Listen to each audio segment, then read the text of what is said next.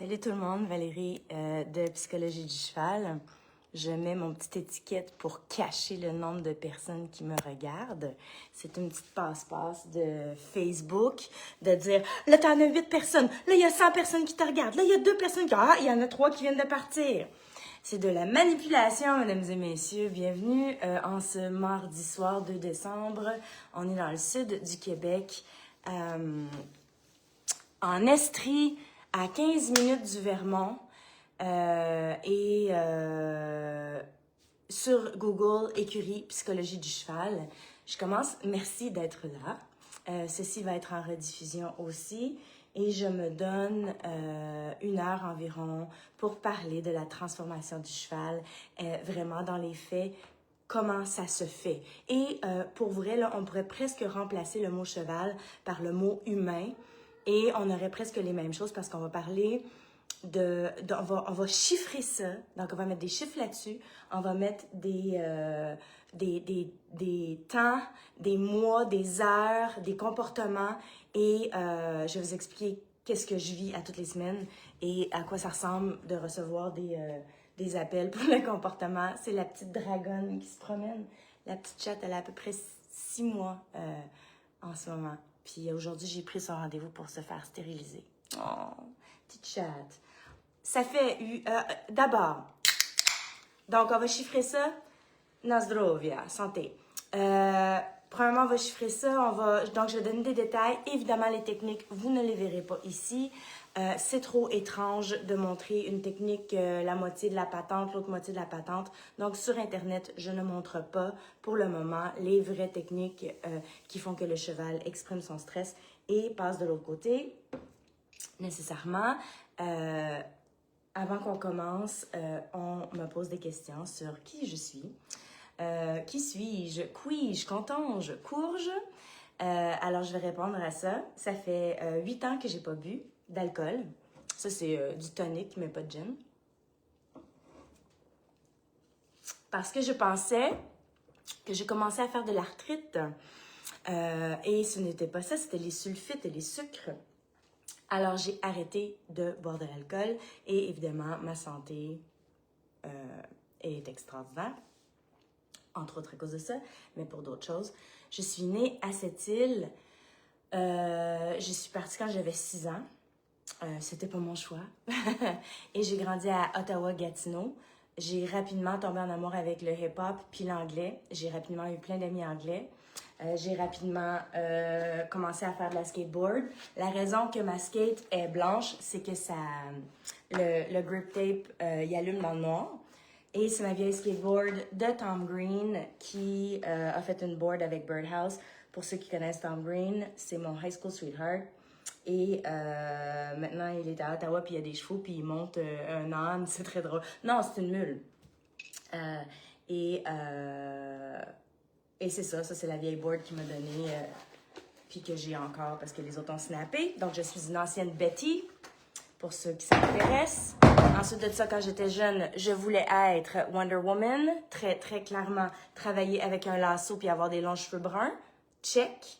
Mon but était d'avoir une vie excitante. Check. J'ai fait mes études en philosophie et en sciences des religions. Je suis bachelière de l'Université d'Ottawa, de l'Université de Kingston en Ontario et j'ai étudié aussi à Toronto. J'ai toujours resté en ville, donc centre-ville de Toronto, Kingston, Gatineau Hall, Ottawa et Montréal. Et quand j'ai réalisé que les chevaux étaient en campagne, je suis déménagée en campagne. J'ai travaillé dans les services humains, j'ai travaillé en communication, je suis fondamentalement une communicatrice. En Ontario, j'ai travaillé dans les services humains, donc c'est comme la DPJ puis tout ça. Mais ça fonctionne complètement différemment, où j'ai fait des communications et j'ai travaillé pour un institut de formation qui offrait des formations à des gens qui travaillaient dans le domaine des services humains. Donc, disons, les gens qui travaillent, même les gens de la DPJ, puis tout ça, venaient prendre les formations que l'Institut Valor faisait. Et donc, c'est des formations de haut niveau. Donc, j'ai eu accès à des formations comme le Gentle Teaching de Dr. McGee, sur des formations qui travaillent avec l'humain, de manière radicalement douce. Donc, c'est la douceur radicale dans la présence, dans les mots, dans les gestes et dans le regard. Radical, ça veut dire que cette douceur-là n'est jamais brisée. Donc, Dr. McGee travaillait avec des gens qui avaient des difficultés complexes, donc des troubles de santé mentale mixés avec du non-verbal et des retards cognitifs importants, donc des gens qui étaient complexes, souvent agressifs parce qu'ils s'étaient fait bardasser, parce qu'on ne les comprenait pas. Et donc, le gentle teaching, la douceur radicale, cette façon-là de travailler avec ces gens-là a été prouvée transformationnelle. Donc, ça transformait carrément les gens. Et donc, j'ai eu accès à tout ça.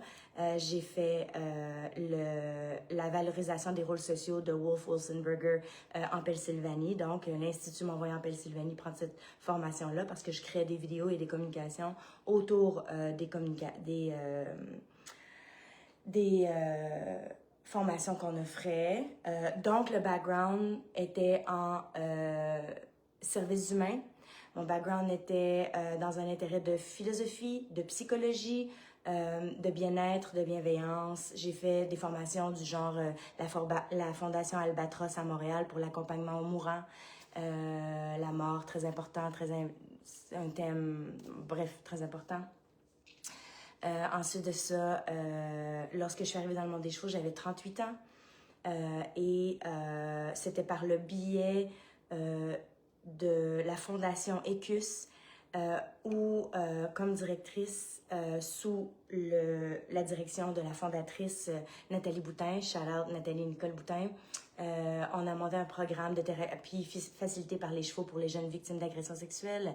Donc, on est allé chercher des gens qui travaillaient avec les jeunes et qui étaient des psychologues qui se spécialisaient dans les traumas complexes et l'agression. Et donc, on leur a fait évaluer les différents modèles psychothérapeutiques facilités par les chevaux qui existaient et on est tombé sur le modèle EGALA comme étant le modèle le plus musclé. Et ça, c'était Equine Assisted Growth and Learning Association. C'est américain, on l'a amené ici au Canada et je me suis formée là-dedans. Ça a été mon entrée avec les chevaux. Donc, mon entrée avec les chevaux, ça a été de la thérapie facilitée par le cheval et de monter ce programme-là. Donc, tout d'un coup, je me retrouvais avec des chevaux. Mais je faisais mon travail de communication et de gestion, bon, et de direction du programme. Mais, à partir de là, j'ai adopté une petite jument arabe d'un certain âge parce que je me suis dit, ben, je m'investis, mais je m'investis pour son vieillissement, pour son vieillage. Donc, je m'investis pas pour 30 ans, je m'investis pour moins de temps avec elle. Hypatia, Little Egypt, c'était une petite arabe miniature qui venait du Texas, qui avait pouliné beaucoup, beaucoup, beaucoup. Et j'ai fait toutes sortes de gaffes avec elle, mais j'ai fait des cours Parelli en ligne. Et ensuite de ça, là, je parle de mon pedigree. On va arriver bientôt au relâchement de tension. Donc,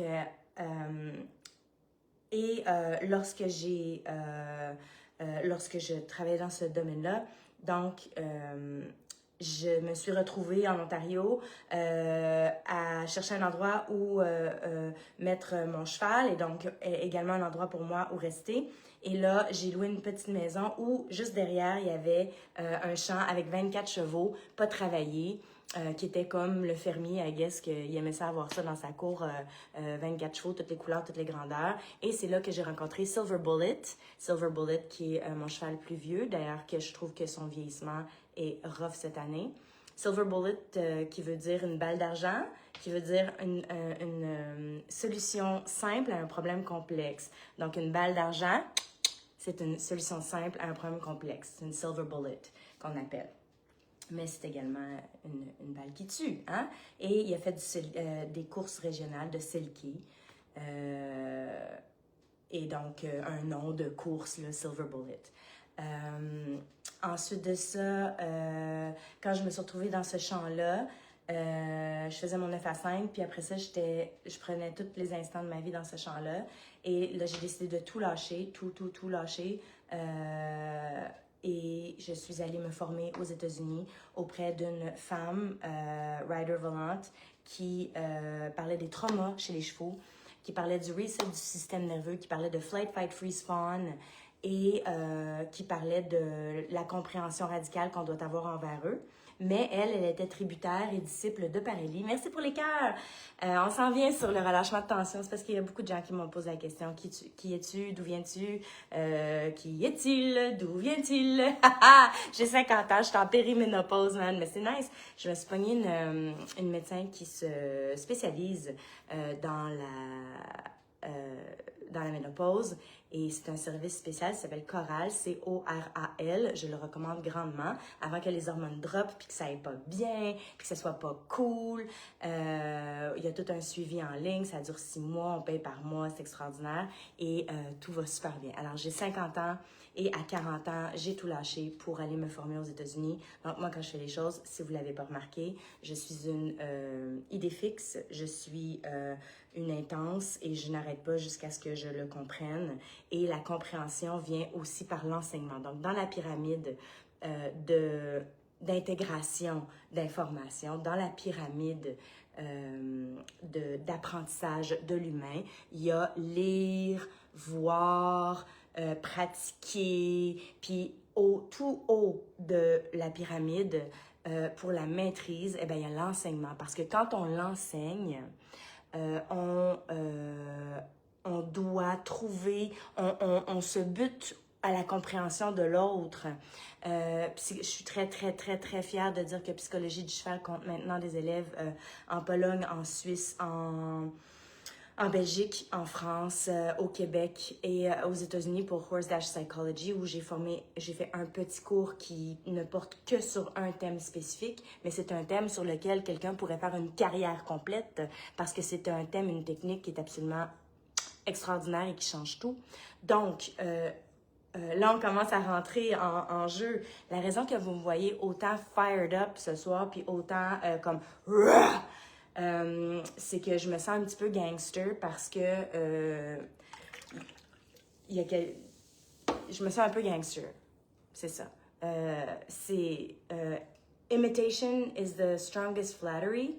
L'imitation est une flatterie, c'est-à-dire c'est quelque chose de bien. Lorsqu'on nous imite, ça montre à quelque part qu'on est imitable et que c'est souhaitable de nous imiter. Mais dans ce cas-ci, je vous parle d'enseignement. Psychologie du cheval compte plus de 500 étudiants, une centaine d'étudiants actifs.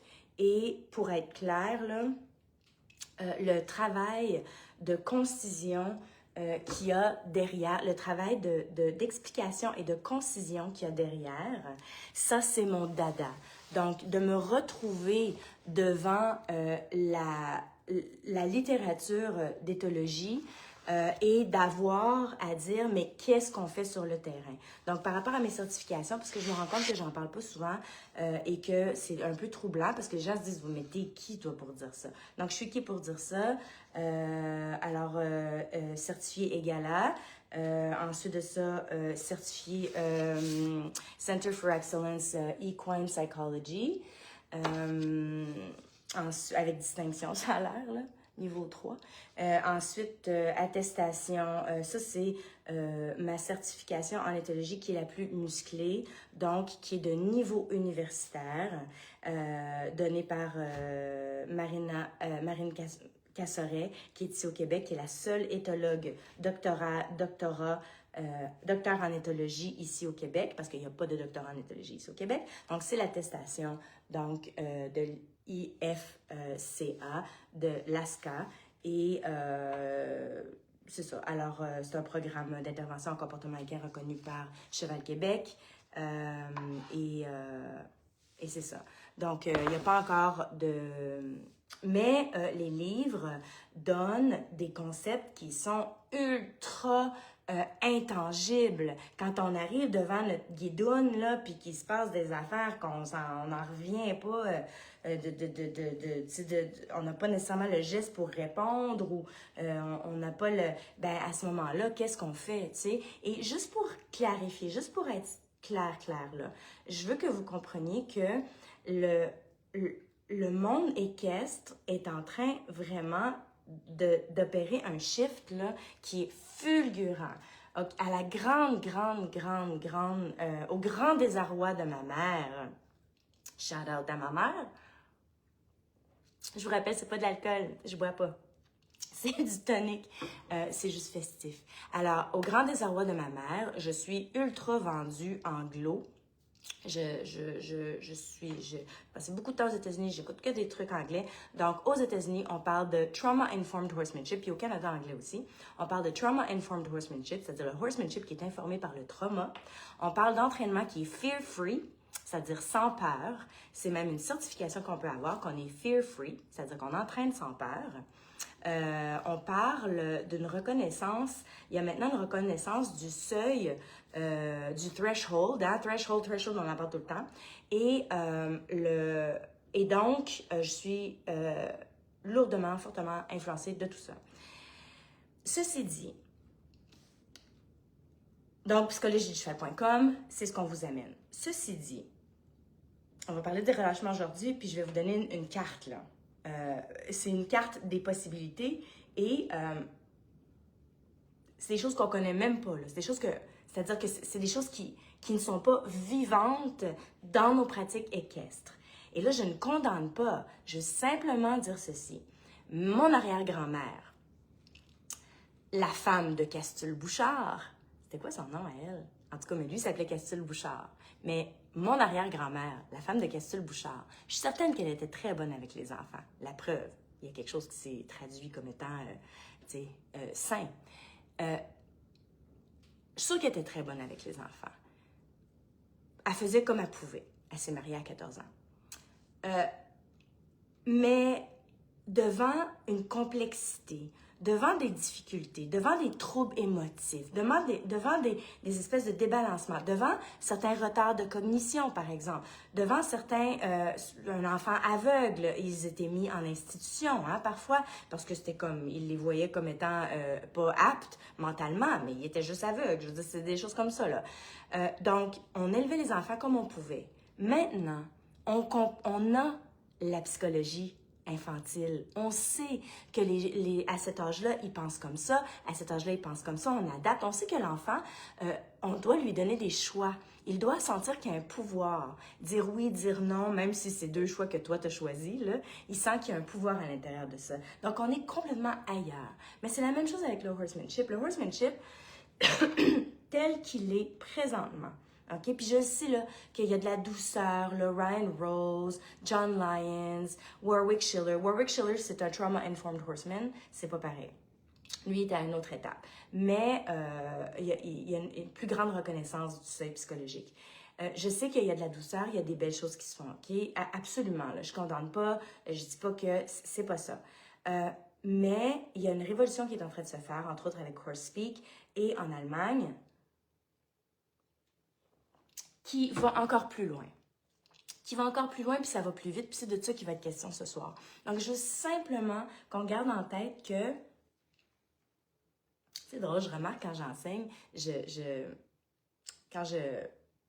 toutes mes vidéos de clinique, là, on était là, je pars en avant, puis je suis comme ça. Fondamentalement, je suis une Quaker. Les Quakers qui sont venus des États-Unis, de l'Angleterre, s'installer aux États-Unis et qui ont été appelés les Quakers, ceux qui shake, là, parce qu'il y avait tellement une grande foi là, qui en shakeait. Puis c'est de ça que ça vient, les Quakers. Donc, il y a vraiment quelque chose en moi qui est vibratoire par rapport à tout ça, parce que j'ai la preuve constamment, à tous les jours avec les étudiantes ou avec les clientes, même en consultation virtuelle où je vois jamais le cheval, juste peut-être en vidéo, j'ai la preuve 1000 fois qu'on a des changements radicaux, rapides, sur des choses inusitées. Alors, je vous le rappelle, quand on voit qu'il y a un problème qui est gros comme ça, en tant qu'humain, on se dit « Ah! La solution va devoir être comme ça pour écraser le problème. » Il n'en est rien, mesdames et messieurs. Donc, on parle ce soir du relâchement.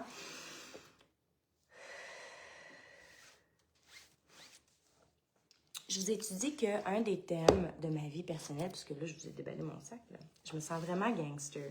Une des raisons que je me sens gangster, c'est que je trouvais sur Internet quelqu'un qui réutilise mes phrases exactes dans ces enseignements.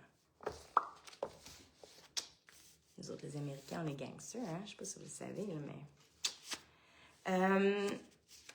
quand telle chose ne fait pas notre affaire. Alors,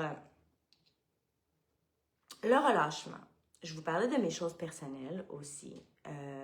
Une des choses qui m'a amenée vers ce que je fais présentement, c'est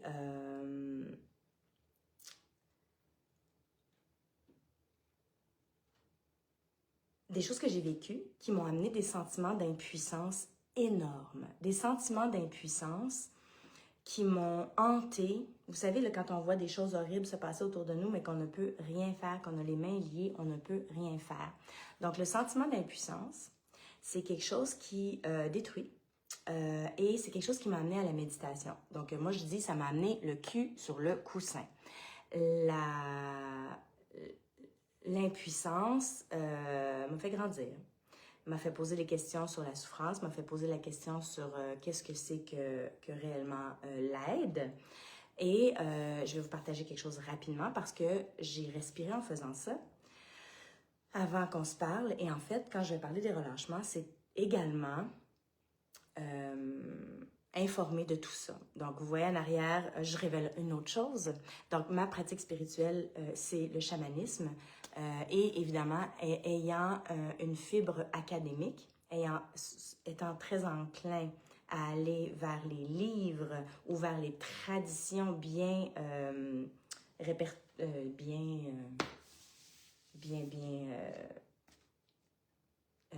documentées, je suis allée vers la fondation de Michael Harner, qui est un anthropologue qui est responsable pour avoir ravivé le chamanisme partout en Amérique du Nord et en Europe dans les années 60 et 70. Et les chamans de Sibérie, du Pérou, d'un peu partout l'ont invité constamment lors de sa carrière et il a créé la fondation de chamanisme transculturel, c'est-à-dire tous les thèmes, les dénominateurs communs dans toutes les cultures chamaniques se retrouvent enseignés par la fondation.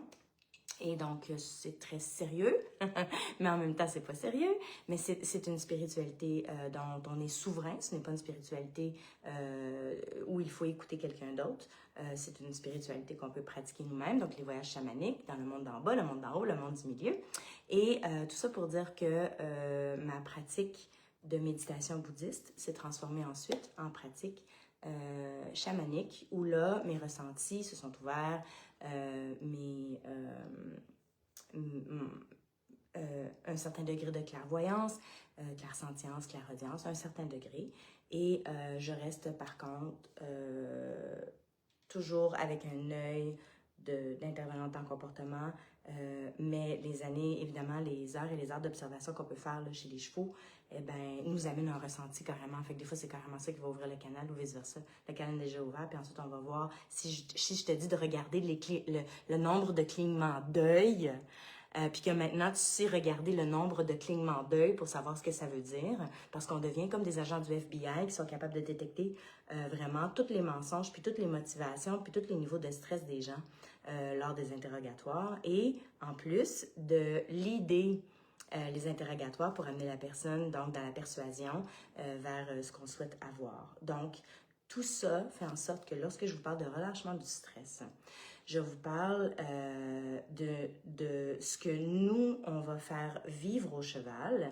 Et vous pouvez être nerveux, peureux de votre cheval, vous pouvez être trop raide, trop molle, incertaine, insécure, inconfiante, mais lorsque je vais vous dire de regarder ceci, ceci, ceci, d'utiliser tel outil et de faire ce geste-là, et de vous pratiquer à donner la bonne pression, votre cheval va comprendre votre geste et là, il va y avoir des moments où vous savez qu'il sait que vous savez qu'il sait parce que ce sont des conversations cheval.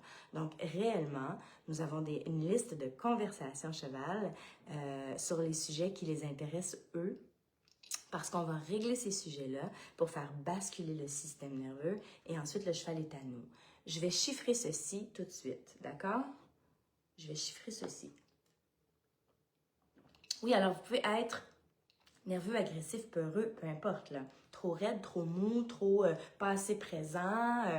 Il y a de toutes sortes, hein? C'est pour ça qu'on prend des vidéos, on se regarde, puis tout ça. Vous pouvez être tout ça, mais la seconde que vous allez voir à travers les formations, quoi regarder, ensuite, quel geste vous mettre dans le corps, et que là, vous allez vivre ces moments-là où il y a une compréhension exacte et précise entre vous et votre cheval. C'est exactement comme lorsqu'on fait de la bicyclette la première fois.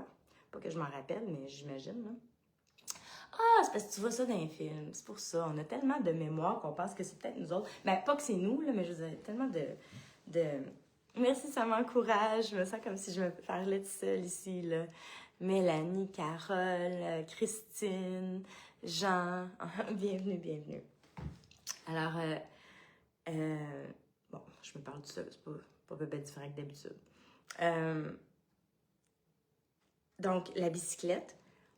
On prend la bicyclette et là, pendant quelques instants, on va voir que l'enfant, il est en équilibre, il l'a, là. Là, il a compris, là. Là, il a comme, avec la bicyclette, ça marche. Et là, il l'échappe, OK? Mais les quelques secondes où son corps a enregistré l'équilibre, c'est assez pour retrouver ce chemin-là, OK? C'est assez. C'est un début. Donc, il y a 7 secondes et ensuite, la prochaine fois, on a 10 secondes et la prochaine fois, il est possible que on fait du basic. Ça, c'est pour les francophones d'outre-mer. Hein? On fait du basic. On va-tu faire du basic? Ouh! Hein? Si on s'écoutait. Alors, je pense que je peux pas vous montrer les cartes parce que c'est comme à l'envers pour vous autres. C'est correct. Je vais garder mes cartes pour moi. Alors, les relâchements de tension, c'est la même chose. Et lorsqu'on a les bons gestes avec le cheval et la bonne lecture, c'est la même chose. On l'a quelques instants, puis là, oups, ça va trop vite. Puis après ça, on le reprend. OK? Les relâchements de tension. Le chemin vers la transformation ressemble à ceci et ça va être semblable pour l'humain.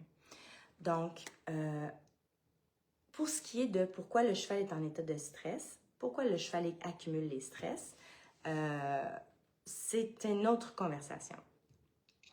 Je veux vous rappeler que mordre, kicker, pas accepter que les autres viennent dans notre bulle, hein, les juments là, puis qui ont peur de se faire déplacer par les autres, puis qui ont peur de la protection de ressources, l'anxiété de séparation, tout ça, même lorsque c'est agressif, c'est de la peur, comme chez l'humain. Imaginez-vous là que c'est un petit enfant, j'ai eu une belle conversation aujourd'hui avec une étudiante, mon Dieu. On s'amuse, on pleure, on rit, il y a des méchants et des gentils. Oui, il y a eu quelques larmes, des choses très, très fortes parce que les gens qui prennent la formation, c'est les gens les plus extraordinaires que vous puissiez rencontrer. Et d'ailleurs, ils sont ici ce week-end. Ils s'en viennent pour un présentiel, certaines d'entre elles qui sont pas tellement loin. Et c'est ouvert au public le samedi pendant à peu près 4 heures. Là, j'ouvre une partie du présentiel au public. Et c'est ça. Alors, ce sont des gens extraordinaires. Il y en a qui sont entraîneurs, d'autres qui sont thérapeutes, d'autres qui sont éducatrices spécialisées, infirmières. Bref, elles ont des expériences extraordinaires. Et quelques hommes aussi. Et donc, on en parlait aujourd'hui. Il faut voir le cheval un peu dans ses mécanismes de défense comme un enfant de 5 ans. Si un enfant de 5 ans kick, boxe, mord, insulte, fait une crise, jette tout par terre, on ne dira pas de lui qui est en train de faire un choix. On va se dire, mais qu'est-ce qu'on lui a fait à cet enfant-là? OK? J'aimerais qu'on prenne un petit instant pour ressentir la puissance de ce que je viens de dire. Lorsqu'on voit des chevaux de 1000 livres, kicker, mordre, devenir agressif, devenir méchant. Lorsqu'on voit une jument tout refuser, dire non, devenir rétive, hein? Un cheval rétif qui est toujours en lutte. oui, ça pèse 1000 livres, puis oui, ils pourraient nous détruire 1000 fois, puis je sais pas pourquoi ils le font pas. J'ai eu la preuve des dizaines de fois d'étalons agressifs qui, parce qu'ils étaient toujours isolés, ils vivaient des stress, parce qu'ils étaient agressifs, parce qu'il y avait toutes leurs hormones, parce qu'il y avait, bon, tu sais. Puis ils deviennent plus agressifs encore, parce qu'on les sort pas parce qu'ils sont agressifs. Écoute, c'est des roues, là, ça, là. Cette agressivité-là, eh bien, pour nous, il pourrait nous tuer 1000 fois, mais quand ce cheval-là s'en vient vers moi et que je fais un blocage, pas pour lui montrer que je suis dominante, mais pour l'amener en présence, vraiment, et qu'ensuite je stabilise et on voit qu'il arrive, eh bien, ce cheval-là pourrait me tuer 1000 fois. Puis moi, je brandis une petite affaire avec une affaire au bout, puis il arrête. Ou bien il redirige sa charge ailleurs. Mais il ne va pas jusqu'au bout de son attaque. Les chevaux, fondamentalement, pourraient nous tuer là, 1000 fois. Donc, il se passe quelque chose là. Quand vous voyez de l'agressivité, de la méchanceté, de la rétivité, je ne sais pas si ça veut dire rétivité, la méchanceté entre les chevaux ou les chevaux envers les humains, c'est pas de la méchanceté, c'est vraiment des mécanismes de défense, c'est de la peur. Et la question que vous devez vous poser, imaginez-vous que c'est un enfant de 5 ans, et la question que vous pouvez vous poser, c'est « Mais qu'est-ce qu'on y a fait à cet enfant-là? » Ça n'a pas de bon sens. Donc, ceci dit, le relâchement de tension, c'est pour les agressifs autant que pour les anxieux. Merci de votre écoute, ça me touche beaucoup. Salut Pascal. Alors, na zdrowie. Je vous rappelle, il n'y a pas d'alcool.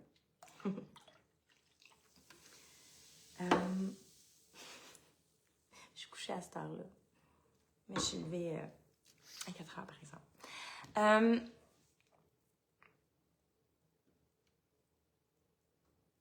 Les relâchements de tension. Chiffrons ceci. Donc, les relâchements de tension, c'est pour tout le monde, comme la méditation et la respiration, c'est pour tous les humains, OK?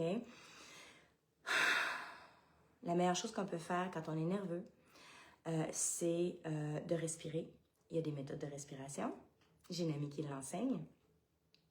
Et il y a des respirations pour tout. L'autre fois, j'étais en voiture et j'étais vraiment fatiguée. Je revenais d'une clinique à la Pocatière, puis j'étais vraiment fatiguée au volant. Fait que là, je me suis dit, ouf, ça va pas bien. Et j'ai fait une respiration, la respiration café, où je t'inspire, t'expires, mais très rapidement, un petit peu comme si tu hyperventiles un peu. Comme ça, tu hyperventiles ton système, puis là, ouf, comme de fait, ça m'a vraiment réveillée. Ensuite de ça, il y a la question. Là, il y a des questions. Oups, c'était pas à 19h30, je suis en retard. Oui, il y a souvent un replay, il n'y a pas de problème. Salut Chantal. Donc, il y a certaines respirations pas certaines respirations, il y a des respirations qui nous activent et nous réveillent. Il y a des respirations qui nous amènent dans une cohérence cardiaque, mais il y a quelques petites choses à rajouter pour la cohérence cardiaque, là, mais ça, ça fait partie aussi de la formation, je l'enseigne.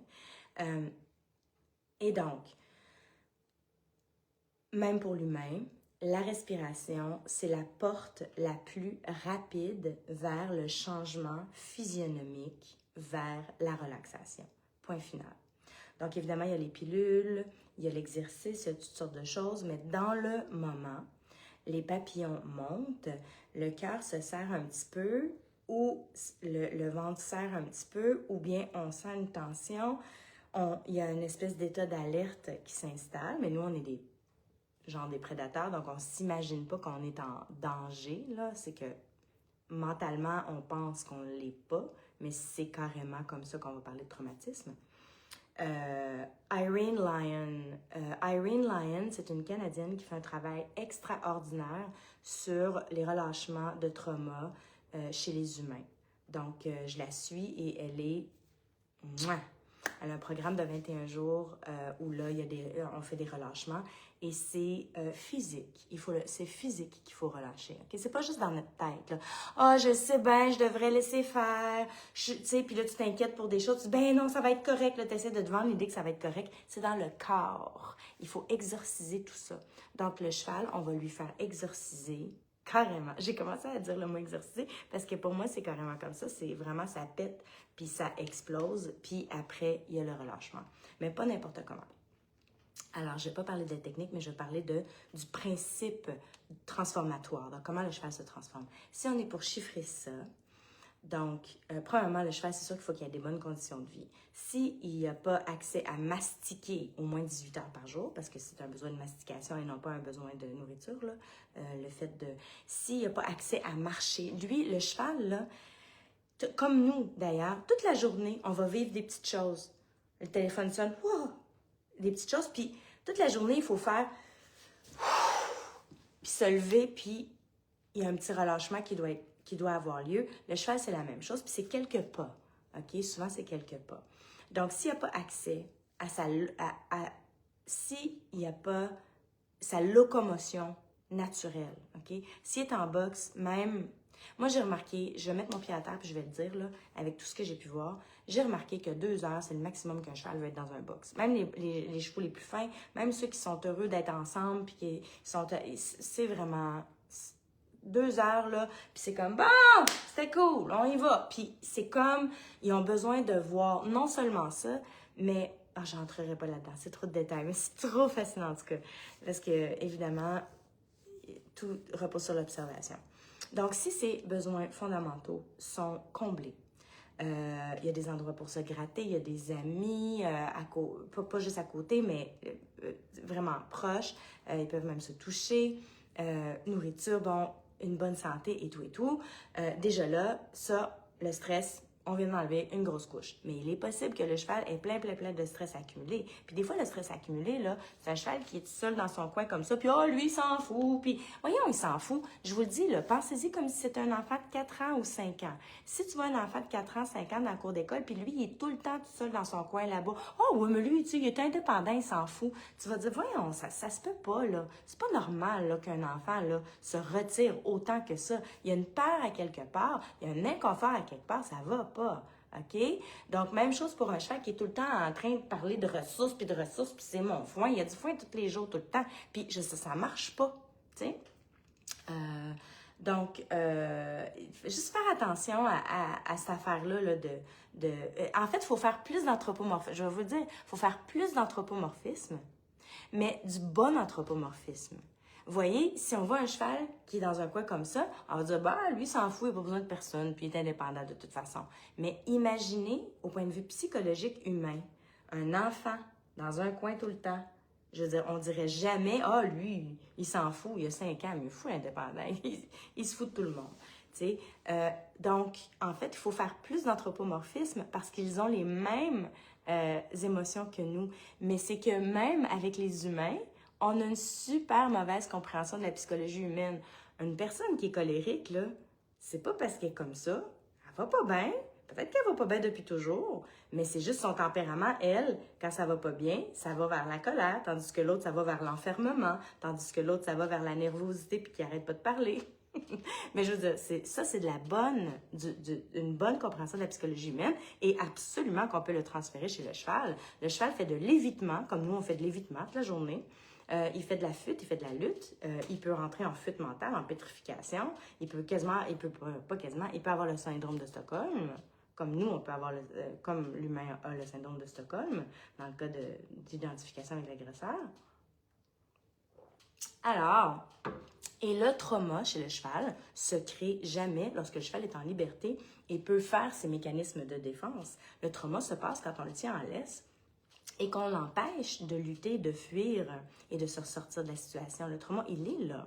Le trauma, il est lorsque la patte est prise dans la clôture puis qu'il ne peut pas enlever la patte, puis qu'après 10 fois d'essayer, et quelqu'un qui essaie de comprendre sa jument, 10 fois d'essayer, là, finalement, il a kické plus haut, puis il s'est sorti la patte de la clôture. Donc, kicker plus haut est devenu vraiment enregistré dans le corps comme étant la façon où il faut aller pour se sortir de la situation. Ce qui fait que ce cheval-là peut vivre des tout petites choses et peut vivre des petites choses, mon Dieu, que nous, on considérait des petits stress, et que là, il va lever la patte haute de même, puis il va kicker dans les airs, parce que c'est comme ça tout de suite où il va, parce que le chemin neurologique est fait. Donc, nous, on va comme défaire ces choses-là. Et je sais que c'est trop beau pour être vrai. Alors, la façon que ça va fonctionner, c'est que là, je le chiffre. Vas-tu y arriver? Pas vous autres. Il est quelle heure, là? J'allais dire, j'ai pas mon cellulaire. On a un petit peu de temps. Alors, chiffrons ceci.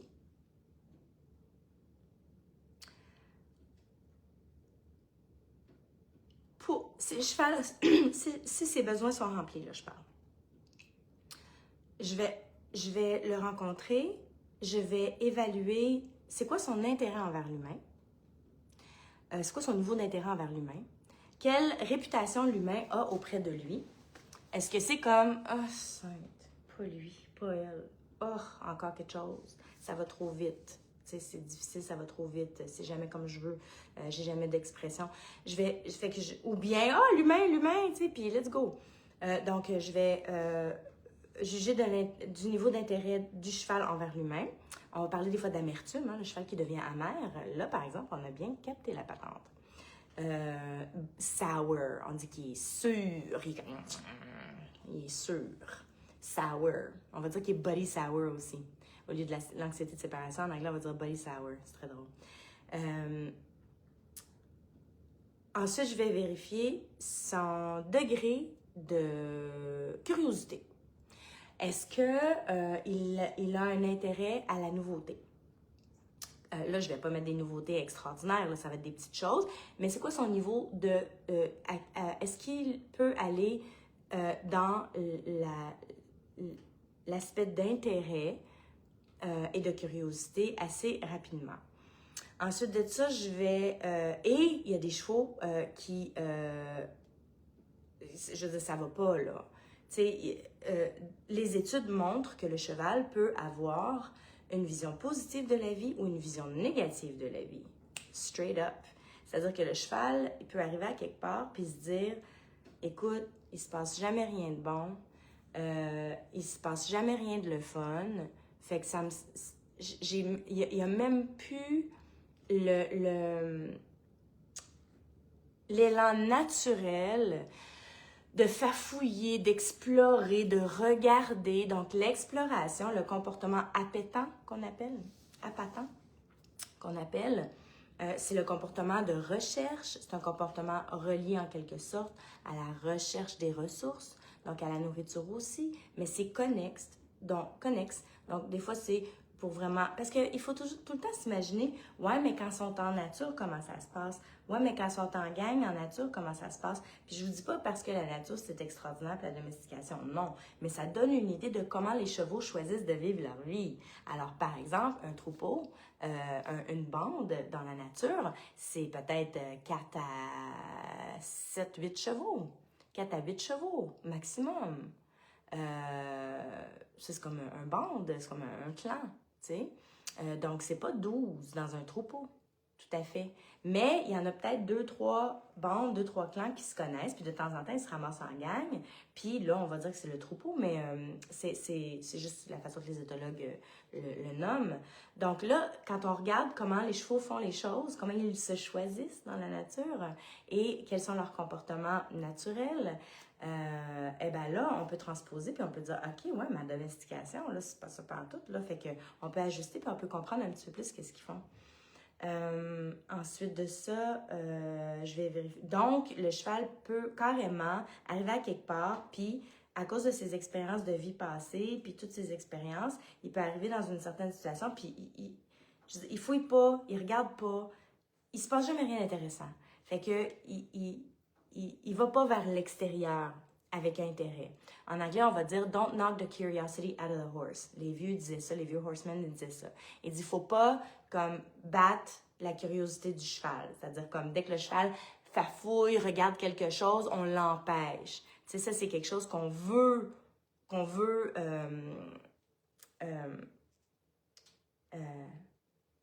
comprenez ce que je veux dire. Encourager. D'ailleurs, on fait un exercice qui est l'exercice de mener le cheval en laisse, mener une exploration en laisse. Puis ça, c'est pas d'être au bout de la laisse puis que le cheval, il va partout, là. Oh, oh, oh, non, mesdames et messieurs. Parce qu'on se met toujours au centre de la conversation, parce qu'on est des communicants en psychologie du cheval et on travaille avec les yeux, on travaille avec les mains, on travaille avec l'espace parce qu'on a une compréhension extraordinaire des différentes sphères de communication du cheval, chose qui n'est pas encore arrivée dans le monde des chevaux. Ça, c'est pas scientifique, par exemple, c'est la première sphère, c'est comme scientifique, mais les autres sphères, c'est juste d'avoir travaillé avec les chevaux. Maintenant, je connais la sphère parce que j'ai fait beaucoup de travail en troupeau, mais il y a d'autres sphères. Il y a comme 4 sphères différentes qui ont des grandeurs différentes. Puis quand on le sait ça, puis la façon qu'on utilise ça, les chevaux sont comme « Aïe, aïe, c'est qui elle? C'est la personne la plus intéressante que j'ai jamais rencontrée de ma vie. » Et là, tout d'un coup, le cheval nous considère. Tout le troupeau complet nous considère. C'est fou. C'est enivrant parce que on a réellement l'impression de connecter, mais on a l'impression de jouer au cheval puis d'être avec eux. Donc, on n'est pas dans le faire-faire, on est dans l'être ensemble et dans le faire-vivre. Et ce qu'on leur fait vivre, c'est les relâchements de tension. On va-tu en parler? Aïe, aïe. Ah, on s'en va quelque part, mais on va faire des détours. J'espère que ça va pour vous autres. Bonjour Émilie, bonjour Normand, bonjour Sylvie, bonjour Pascal. Bonsoir, je devrais dire. Julie aussi qui est là. Bonsoir.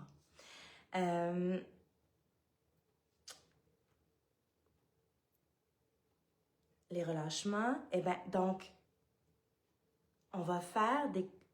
Donc là, j'ai regardé c'est quoi son intérêt à l'humain. C'est quoi son intérêt envers son environnement ou de manière générale, son niveau de curiosité globale. Pardon, j'ai pas pensé quand je buvais ça que j'allais faire des tiroirs.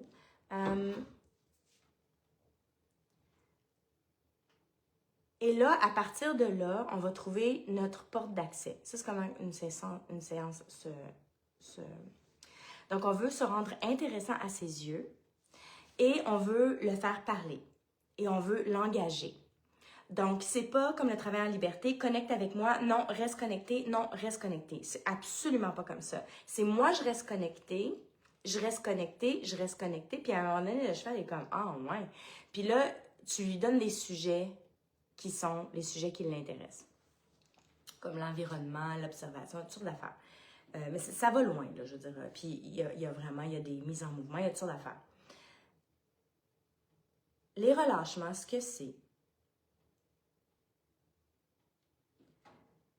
c'est qu'on va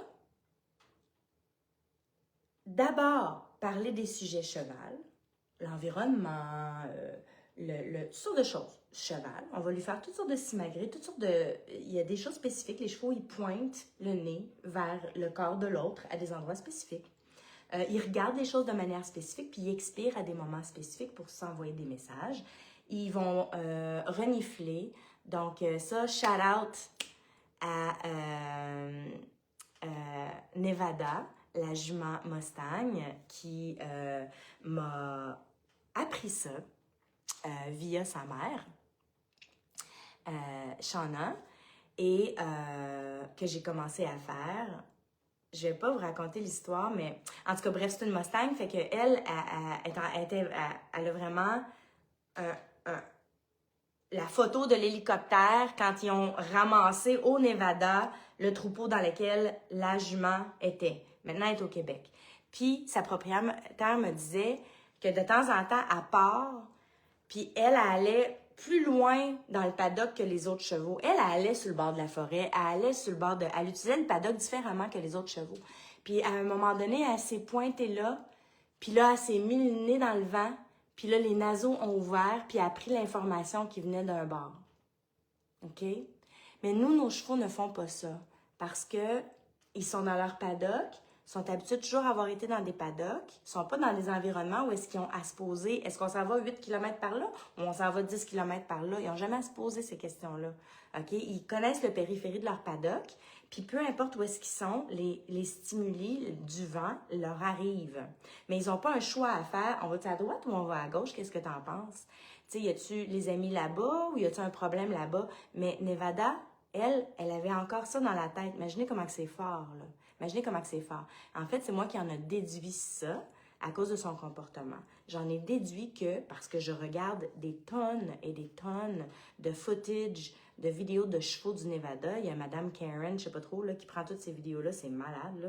Fait que j'ai déjà vu des chevaux tous s'arrêtant en gang, puis sniffer d'un bord, sniffer de l'autre, puis décider d'aller là-bas. Puis j'ai fait comme, oh my God, Nevada, c'est ça qu'elle faisait, là. Puis nos choix en captivité, ils n'ont pas besoin de faire ça. Bref, j'ai commencé à faire ça, à faire ce genre de phrases-là.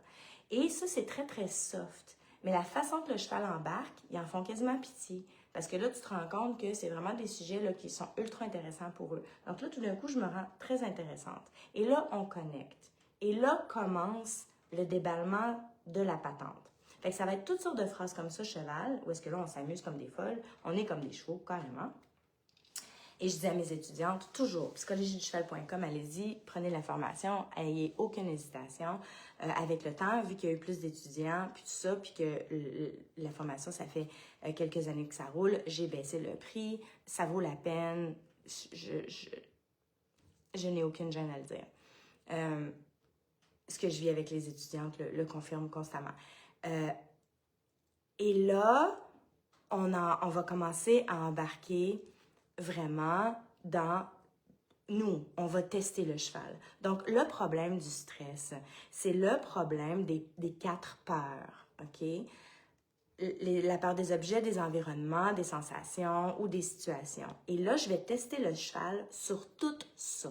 Alors, imaginez que vous avez une carte du corps de votre cheval et là, dessinez en rouge du côté gauche où il se fait pas toucher, où il se laisse pas toucher, dessinez en vert où il aime ça, dessinez en jaune où est-ce que c'est comme whatever, vous pouvez toucher mais il n'y a pas de réaction.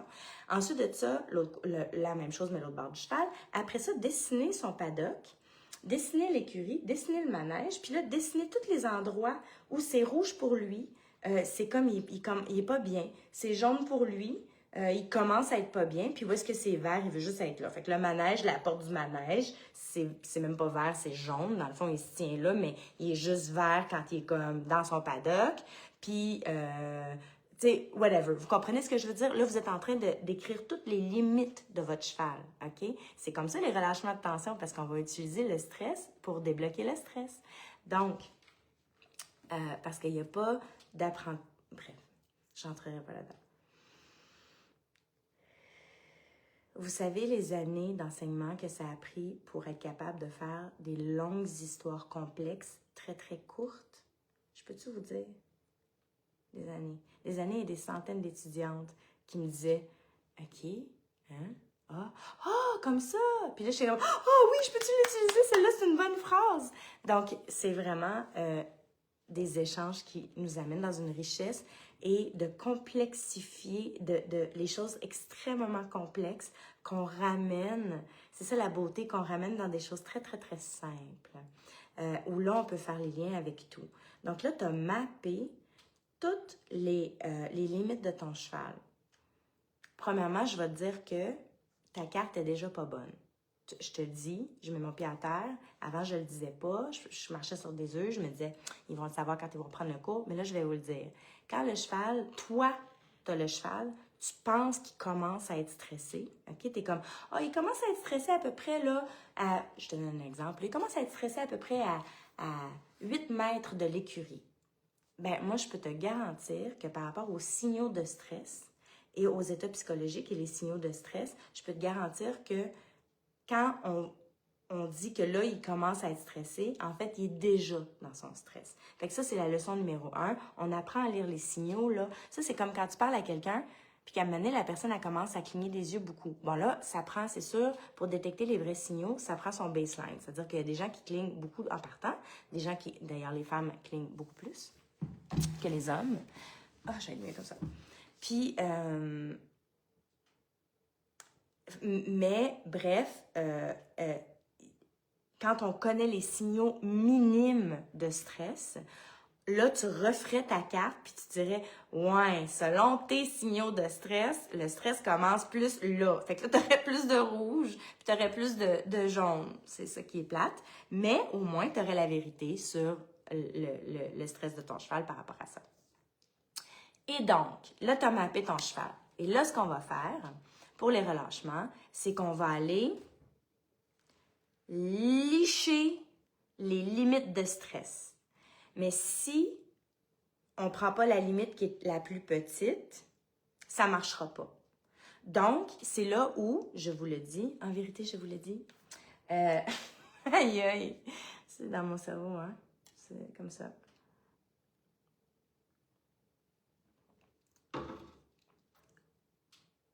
Ce qui est difficile, et là où on se fait violence, c'est qu'on peut pas croire qu'on va aller jouer petit de même.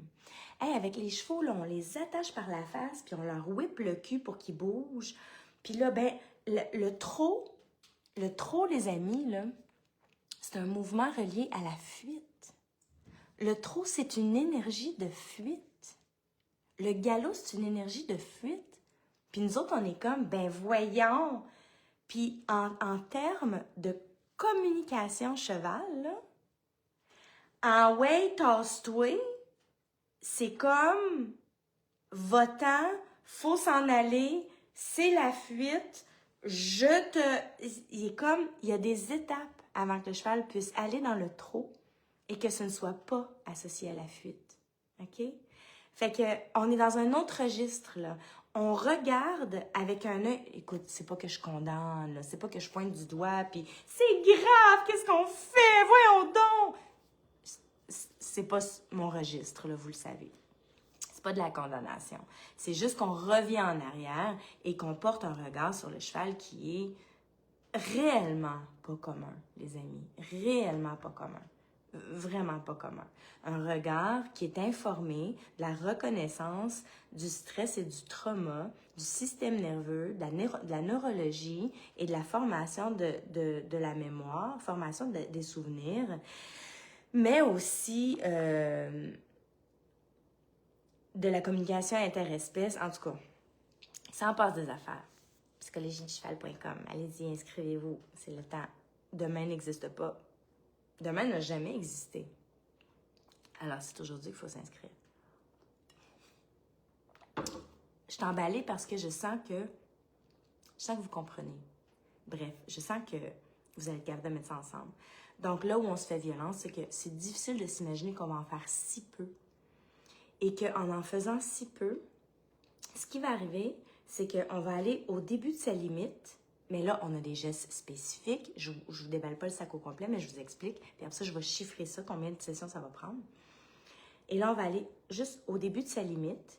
Et la façon qu'on va accompagner et stabiliser en se retirant et en se remettant dans sa zone de confort va faire en sorte que le cheval va être obligé d'enregistrer et de vivre ce qui vient de se passer.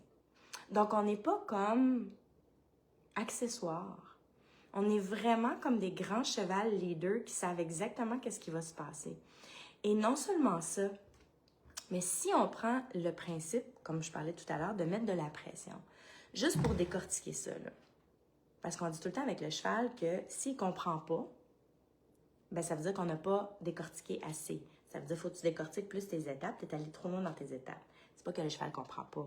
Ben oui, il comprend pas, là, mais c'est que là, il est rendu dans le stress. Fait qu'il n'y a pas de compréhension. Mais juste pour être clair, il est rendu dans le stress. Puis le stress, je dis le stress pour pas dire la peur, mais c'est la peur. Donc, fear-free training, c'est ça. All right. On continue. Salut Eric, salut Nathalie. All right. Alors, pour le fun, on va parler de la réactivité à la pression. Parce que là, la pression, vous n'avez pas pu mettre de rouge sur votre carte. Je suis désolée. La pression, vous n'avez pas pu mettre de rouge sur votre carte parce que c'est comme intangible. Un cheval qui est réactif à la pression que vous mettez, comme à son arrière-train, mettons, pour longer ou quelque chose comme ça. Tu veux juste qu'il parte au pas, puis c'est comme « Ah! » Ou tu veux qu'il parte au pas, puis il part même pas. Hein? Un cheval qui ne bouge pas lorsqu'il y a de la pression, c'est un cheval qui a des troubles d'impulsion. Et c'est du stress. C'est la réponse pour tout. Donc,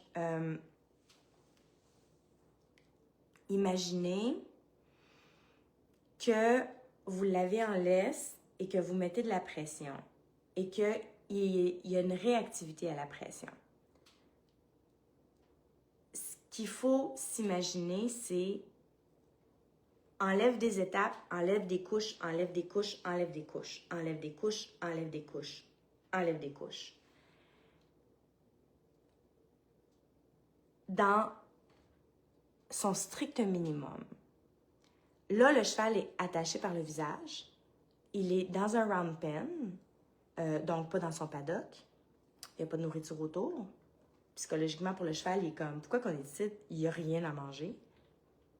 Juste pour être clair, là, j'amène de la nourriture dans un round pen et de l'eau. Le cheval fait comme, ah, ok, moi, je suis correct d'être ici, si jamais il y a quelque chose. Puis je vais voir aussi son comportement face à ça. Fait que ça va me donner beaucoup d'informations. Ensuite, donc il est attaché, il est dans un round pen, il n'y a pas de nourriture. Et là, on demande, il est attaché, mais non seulement ça, mais on veut vraiment une direction spécifique. Hein? On veut vraiment une direction spécifique. Et là, ça ne marche pas. Puis vous le savez comme moi, OK?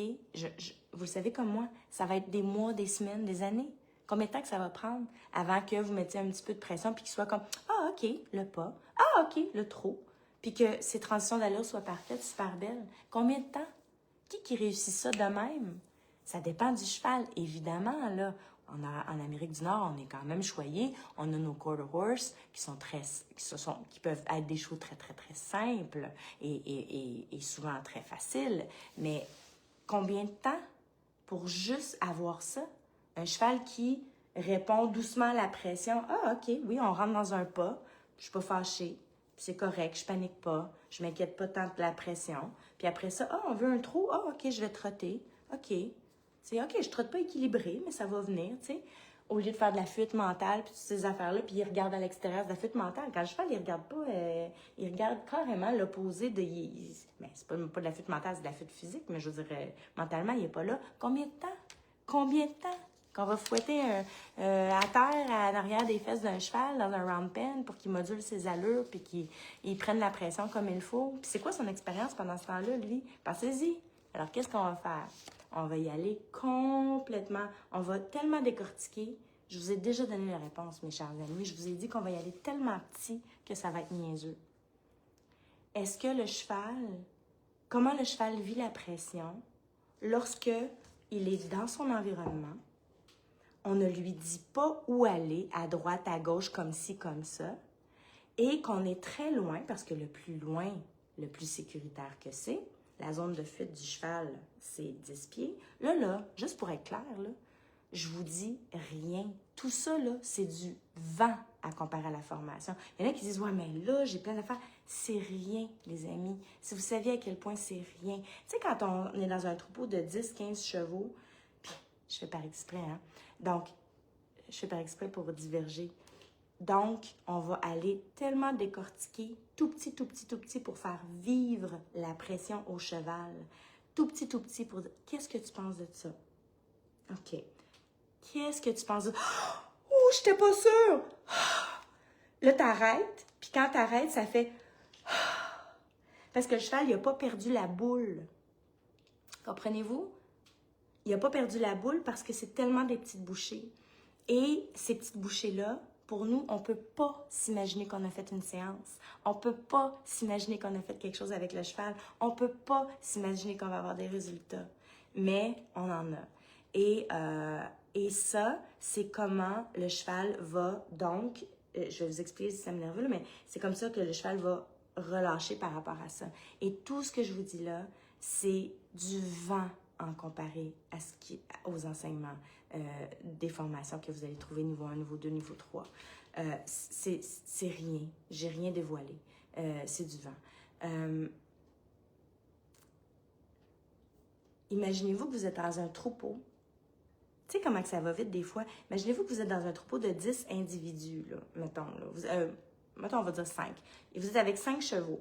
Puis là, ça brasse un petit peu, c'est une intégration de troupeau, il se passe des affaires, puis là, il y en a une qui a tassé l'autre, puis il se passe des choses beaucoup, là.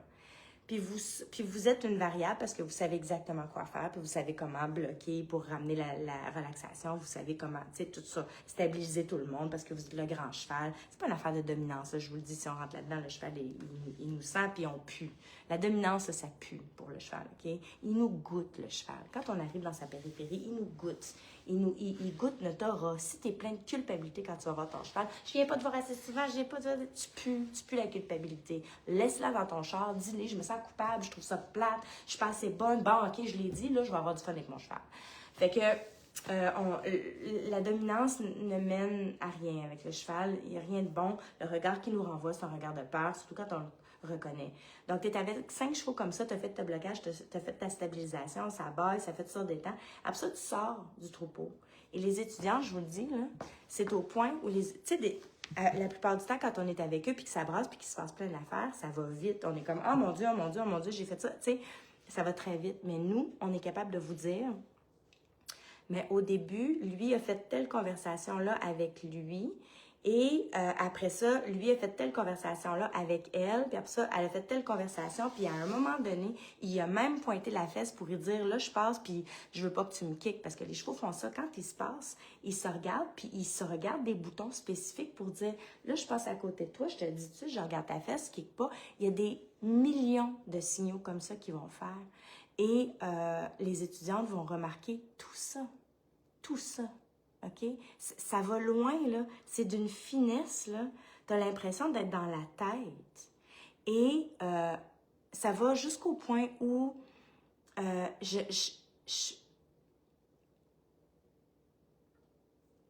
suis pas top en biomécanique, mais quand je travaille avec un cheval, à un moment donné, la façon qu'il place son corps, c'est la façon que son esprit est placé aussi. Puis le bobo, quand il a mal, on dit « Ah, il a mal, c'est pour ça qu'il fait ça. » Mais oui, des fois, les chevaux ils ont mal, fait que ça explique leur comportement. J'ai-tu presque fini, moi? Excusez, je vais aller voir là. J'ai presque fini. Alors, je vais rappeler là-dessus.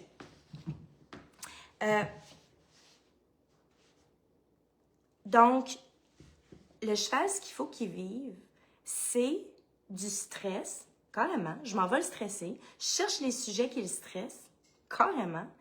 Mais j'y vais tellement dans une petite dose, quoique des fois, je veux dire, on y va aussi, là. On va dans le trot, dans le galop, on fait toutes sortes d'affaires. Mais il y a tellement des petites doses. Puis tout de suite après, quand il a vécu quelque chose, je le récupère puis je l'accompagne. Donc, il y a une co-régulation qui se fait. Et ça, c'est la clé parce qu'on est une variable, parce qu'on veut renouveler notre réputation auprès de lui. Donc, je vais tellement l'accompagner qu'il va se déposer. Et là, le système nerveux, dans le moment, là, je parle. Puis là, le système nerveux commence. Clic, clic, clic, clic, clic, s'enclenche. Et donc, chiffrons ceci pour la transformation.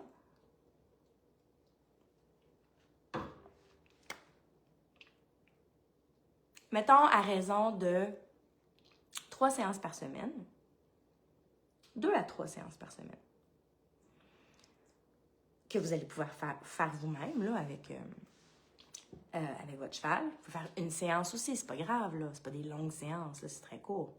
Ça peut être très court. Puis là, les sujets, les techniques, là, c'est toute la liste, mais je veux dire, c'est parce qu'il y a plein de sujets qu'on va utiliser pour relâcher. Pendant 1 mois et demi, là, tu as fait le reset.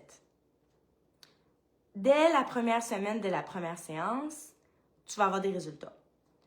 Mais pendant le mois et demi, tu vas continuer à avoir des résultats. Il agresse plus l'autre, il a arrêté de chasser tout le temps, il a arrêté de faire ci, il a arrêté de faire ça. Mon Dieu, là, tu penses que c'est réglé? Pas tout à fait.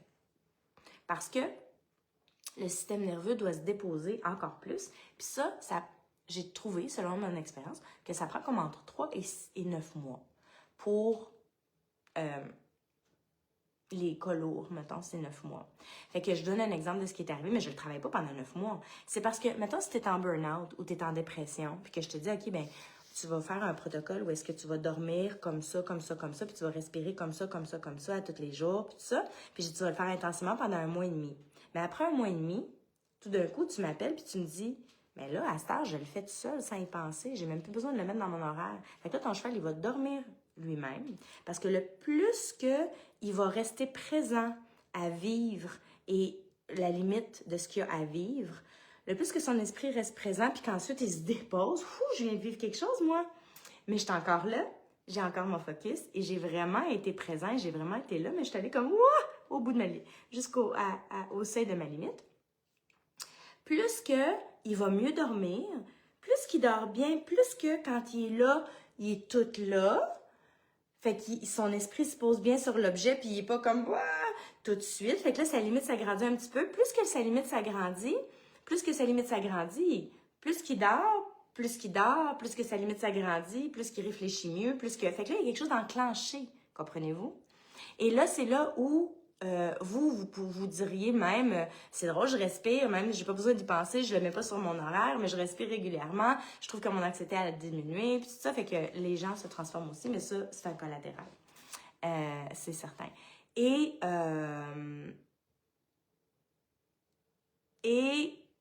c'est là où je vais parfois recevoir des appels vraiment drôles. Entre autres, je me rappelle d'un appel qui est arrivé comme 5 mois plus tard. Ça, c'était un cas lourd. Un cheval racé extraordinaire des États-Unis, que là, on s'était dit, lui, ça va être un champion olympique. Et puis, ils l'ont entraîné pour devenir quelque chose, mais lui, il n'a pas été capable de soutenir tout cet entraînement-là parce que c'était que de la force, que de la contusion, puis que de la... Et donc, il était survolté, magané, dormait pas, tête tout le temps haute, il allait pas bien, c'était fou. Donc, on l'a travaillé pendant peut-être 1 mois et demi, 2 mois, à raison de peut-être même, je pense, 1 fois par semaine, peut-être moins des fois. Puis, le 5e mois, fait que là, ça allait bien, les choses changeaient tout de suite, mais le 5e mois, que là, je ne travaillais plus, là, je reçois un appel, OK, fallait que je peux pas te parler trop fort, parce que là, Prince, il est dans l'écurie, puis là, il renifle tout, il sent tout, ça fait 1 heure qu'on est là. Le cheval, il rentrait chaque soir dans l'écurie faire de dos avec sa gang. Ça faisait une couple d'années qu'il était là.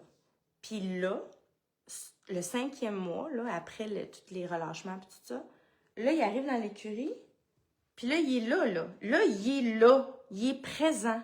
Ce que vous comprenez pas de vos chevaux, peut-être, c'est qu'ils sont pas là, OK? Ils sont pas toujours là. Des fois, ils sont comme renfermés, puis ils sont pas tous là.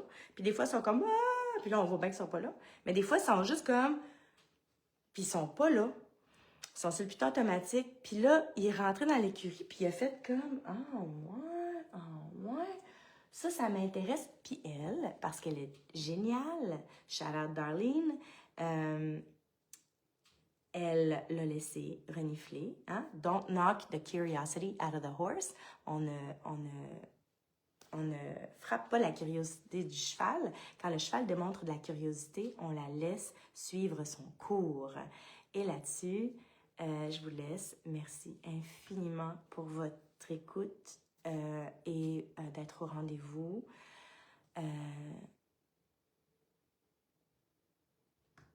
J'espère vous côtoyer à l'intérieur des accompagnements que je fais avec les formations. Pour le niveau 1, vous avez 3 mois d'accompagnement.